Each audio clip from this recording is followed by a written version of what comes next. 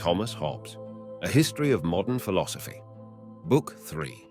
It has been shown that one momentous effect of the Copernican astronomy, as interpreted by Giordano Bruno, was to reverse the relative importance ascribed in Aristotle's philosophy to the two great categories of power and act, giving to power a value and dignity of which it had been stripped by the judgment of Plato and Aristotle. Even Epicurus, when he rehabilitated infinite space, had been careful as a moralist to urge the expediency of placing a close limitation on human desires, denouncing the excesses of avarice and ambition more mildly but not less decisively than the contemporary Stoic school. Thus, Lucretius describes his master as travelling beyond the flaming walls of the world, only that he may bring us back a knowledge of the fixed barrier set by the very laws of existence to our aspirations and hopes. The classic revival of the Renaissance did not bring back the Greek spirit of moderation. On the contrary, the new world, the new astronomy, the new monarchy, and the new religion combined to create such a sense of power in contradistinction to act as the world had never before known. For us, this new feeling has received its most triumphant artistic expression from Shakespeare and Milton, for France from Rabelais, for Italy from Ariosto and Michelangelo. In philosophy, Bacon strikes the same note when he values knowledge as a source of power, knowledge which for Greek philosophy meant rather a lesson in self-restraint. And this idea receives a further development from Bacon's chief successor in English philosophy, Thomas Hobbes, 1588 to 1679, in whose system love of power figures as the very essence of human nature, the self-conscious manifestation of that motion which is the real substance of the physical world. Hobbes was a precocious child and received a good school training, but the 5 years he spent at Oxford added nothing to his information, and a continental tour with the young heir of the Cavendishes had no other effect than to convince him of the general contempt into which the scholasticism still taught at Oxford had fallen. On returning to England, he began his studies over again in the Cavendish Library, acquiring a thorough familiarity with the classic literature of Greece and Rome, a deep hatred, imbibed through Thucydides, of democracy, and a genuinely antique theory that the state should be supreme in religious no less than in civil matters. Amid these studies, Hobbes occasionally enjoyed the society of Bacon, then spending his last years in the retirement of Gorhambury. As secretary and Latin translator, he proved serviceable to the ex-chancellor, but remained quite unaffected by his inductive and experimental philosophy. Indeed, the determining impulse of his speculative activity came from the opposite quarter. Going abroad once more as travelling tutor at the age of 40, he chanced on a copy of Euclid in a gentleman's library lying open at the famous 47th proposition. His first impulse was to reject the theorem as impossible, but, on going backwards from proposition to proposition, he laid down the book not only convinced, but in love with geometry. Beginning so late in life, his ulterior studies led Hobbes into the belief that he had squared the circle, besides the far more pernicious error of applying the deductive method of geometry to the solution of political problems. Could he and Bacon have exchanged philosophies, the brilliant faculties of each might have been employed to better purpose. The categories of form and matter, combined with the logic of elimination and tentative generalization, would have found a fitting field for their application in the familiar facts of human nature. But those facts refuse to be treated as so many wheels, pulleys, and cords in a machine for crushing the life out of society and transmitting the will of a single despot unresisted through its whole extent. For such is a faithful picture of what a well-governed community, as Hobbes conceived it, ought to be. During his second residence abroad, he had become acquainted with the physical philosophy of Galileo, the theory that regards every change in the external or phenomenal world as a mere rearrangement of matter and motion, matter being an aggregate of independent molecules held together by mechanical pressure and impact. The component parts of this aggregate become known to us by the impressions their movements produce on our senses, traces of which are preserved in memory, and subsequently recalled by association. Language consists of signs conventionally affixed to such images.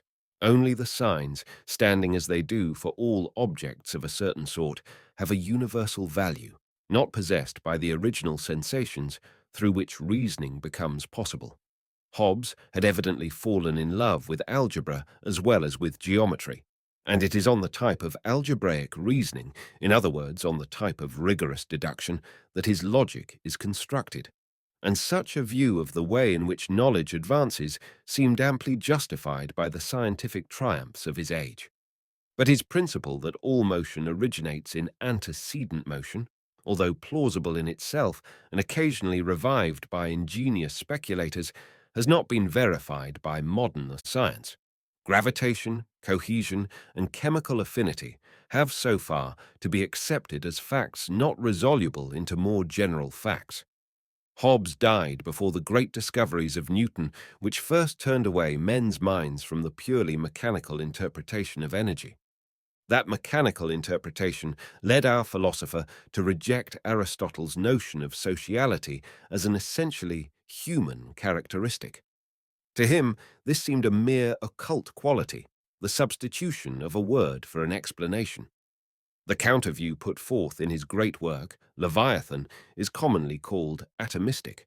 But it would be gross flattery to compare the ultimate elements of society, as Hobbes conceived them, to the molecules of modern science, which attract as well as repel each other, or even with the Democritian atoms, which are at least neutral. According to him, the tendency to self-preservation, shared by men with all other beings, takes the form of an insatiable appetite for power, leading each individual to pursue his own aggrandizement at the cost of any loss or suffering to the rest. And he tries to prove the permanence of this impulse by referring to the precautions against robbery taken by householders and travellers. Aristotle had much more justly mentioned the kindnesses shown to travellers as a proof of how widely goodwill is diffused. Our countryman, with all his acuteness, strangely ignores the necessity as a matter of prudence of going armed and locking the door at night, even if the robbers only amounted to 1 in 1,000 of the population. Modern researches have shown that there are very primitive societies where the assumed war of all against each is unknown, predatory conflicts being a mark of more advanced civilization and the cause rather than the effect of antisocial impulses. Granting an original state of anarchy and internecine hostility, there is, according to Hobbes, only one way out of it, which is a joint resolution of the whole community to surrender their rights of individual sovereignty into the hands of one man, who thenceforth becomes absolute ruler of the state, with authority to defend its citizens against mutual aggressions and the whole community against attacks from a foreign power. This agreement constitutes the famous social contract, of which so much was to be heard during the next century and a half. It holds as between the citizens themselves, but not between the subjects and their sovereign, for that would be admitting a responsibility which there is no power to enforce, and anyone refusing to obey the sovereign justly forfeits his life, for he thereby returns to the state of nature, where any man that likes may kill his neighbour if he can. All this theory of an original institution of the state by contract impresses a modern reader as utterly unhistorical. But its value, if any, does not depend on its historical truth. Even if the remote ancestors of the 17th century Europeans had surrendered all their individual rights, with certain trifling exceptions, into the hands of an autocrat, no sophistry could show that their mutual engagements were binding on the subjects of Charles I and Louis XIV. And it is really on expediency, understood in the largest sense, that the claims of the new monarchy are based by Hobbes. What he maintains is that nothing short of a despotic government exercised by one man can save society from relapsing into chaos. But even under this amended form, the theory remains amenable to historical criticism. Had Hobbes pursued his studies beyond Thucydides, he would have found that other polities besides the Athenian democracy broke down at the hour of trial. Above all, Roman imperialism, which seems to have been his ideal, failed to secure its subjects either against internal disorder or against foreign invasion. Democracy, however, was not the sole or the worst enemy dreaded by the author of Leviathan as a competitor with his mortal god. In the frontispiece of that work, the deified monarch, who holds the sword erect with his right hand, grasps the crozier with his left, thus typifying the union of the spiritual and temporal powers in the same person. The publicists of the Italian Renaissance, with their classical ideals, had, indeed, been as anti-papal as the Protestants, and the political disorders fomented by the agents of the Catholic reaction during the last 100 years had given Hobbes an additional reason for perpetuating their point of view. Meanwhile, another menace to public order had presented itself from an opposite quarter. Calvinism had created a new spiritual power based on the free individual interpretation of Scripture, in close alliance with the alleged rights of conscience and with the spirit of republican liberty. Each creed in turn had attacked the Stuart monarchy, and the second had just effected its overthrow. Therefore, to save the state, it was necessary that religious creeds, no less than codes of conduct, should be dictated by the secular authority, enslaving men's minds as well as their bodies. By the dialectic irony of the speculative movement, this attempt to fetter opinion was turned into an instrument for its more complete emancipation. In order to discredit the pretensions of the religious zealots, Hobbes made a series of attacks on the foundations of their faith, mostly by way of suggestion and innuendo, no more being possible under the conditions then obtaining, but with such effect that, according to Macaulay, for many years the Leviathan was the gospel of cold-blooded and hard-headed unbelievers. That one who made religious belief a matter to be fixed by legislation could be in any sense a Christian seems most unlikely. He professed, with what sincerity we know not, to regard the existence of God as something only a fool could deny. But his philosophy, from beginning to end, forms a rigorously thought-out system of materialism, which any atheist, if otherwise it satisfied him, might without inconsistency accept. On the meeting of the Long Parliament, Hobbes again left England for the continent, where he remained for 11 years. But his principles were no more to the taste of the exiled royalists than of their opponents. He therefore returned once more to England, made his submission to the Parliament, and spent the rest of his days, practically unmolested by either party, under the Commonwealth and the Restoration until his death in 1679 at the age of 91. It may be said of Hobbes, as of Bacon, that the intellect at work is so amazing and the mass of literary performance so imposing that the illusions of historians about the value of their contributions to the progress of thought are excusable. Nevertheless, it cannot be too distinctly stated that the current or academic estimate of these great men as having effected a revolution in physical and moral science is wrong. They stand as much apart from the true line of evolution as do the gigantic saurians of a remote geological period, whose remains excite our wonder in museums of natural history. Their systems are proved as futile as the monarchies of Philip II and of Louis XIV. Bacon's dreams are no more related to the coming victories of science than Raleigh's El Dorado was to the future colonial empire of Britain.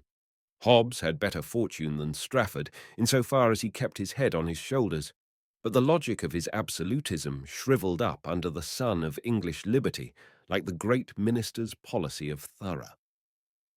The theory of a social contract is a speculative idea of the highest practical importance, but the idea of contract as the foundation of morals goes back to Epicurus, and it is assumed in a more developed form by Hooker's ecclesiastical polity. Its potency as a revolutionary instrument comes from the reinterpretations of Locke and Rousseau, which run directly counter to the assumptions of the Leviathan. Hobbes shares with Bacon the belief that all knowledge comes from experience, besides making it clearer than his predecessor that experience of the world comes through external sense alone. Here, also, there can be no claim to originality, for more than one school of Greek philosophy had said the same. As an element of subsequent thought, more importance belongs to the idea of power, which was to receive its full development from Spinoza, but only in association with other ideas derived from the philosopher whom we have next to examine, the founder of modern metaphysics, Descartes.